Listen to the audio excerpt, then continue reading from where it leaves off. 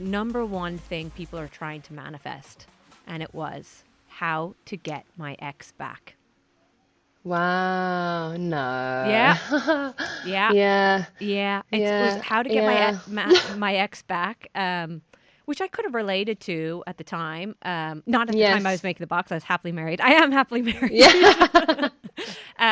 But then the other thing was, the standard January 1st, Yeah, losing weight. yeah, But yeah, yeah, I just thought that was so funny how to get my ex yeah, back. And I think that just goes back to what you were saying about that brain yeah. connection and we Mm, have to cut them out. yeah. Yeah, yeah.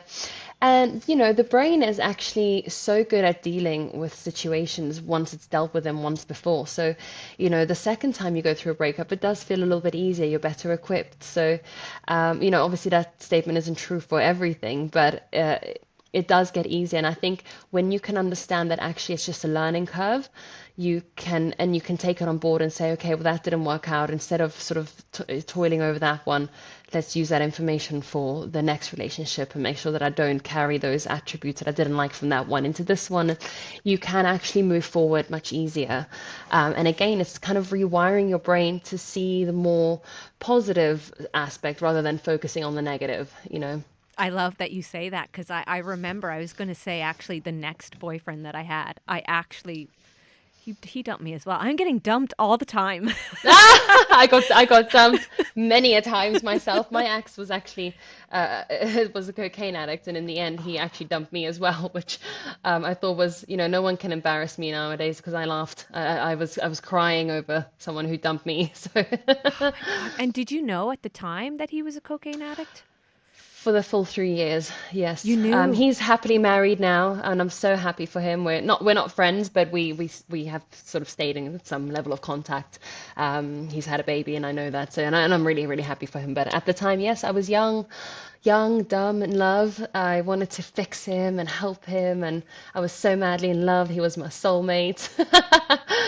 So, Yeah, and yeah. I think that that's a question that I get. We're going to get onto manifestation soon, but that's a question that I get a lot.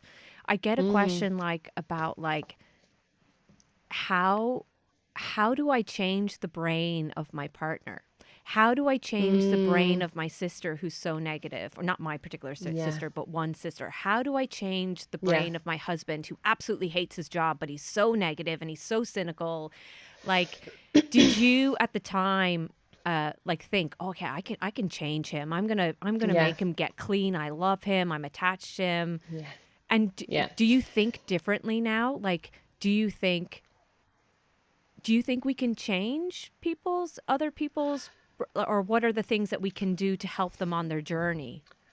I think we can help, but I think fundamentally it is down to the individual always. We can't do it for other people. And it's funny because with him, he it had to come from him. He had to hit rock bottom to say, okay, I need to change because no matter how much his parents tried, no matter how much I tried, it didn't happen. And I'm in a very happy relationship now. We're getting married next Oh year. wow, But, congrats. thank you. If George had alcohol or drug dependency issues now, I would try and help him to some degree, of course, but I would be able to draw the line, I think, a lot sooner, rather than letting it affect me, because with Ash, it was at my peril. It was, and the interesting part, and this is divulging a lot of my personal life, which I absolutely don't mind, but I was repeating patterns that my mother was carrying out. So it was a pattern that I had learned as a child because my stepfather was an alcoholic. So I was mimicking the same way that my mother behaved.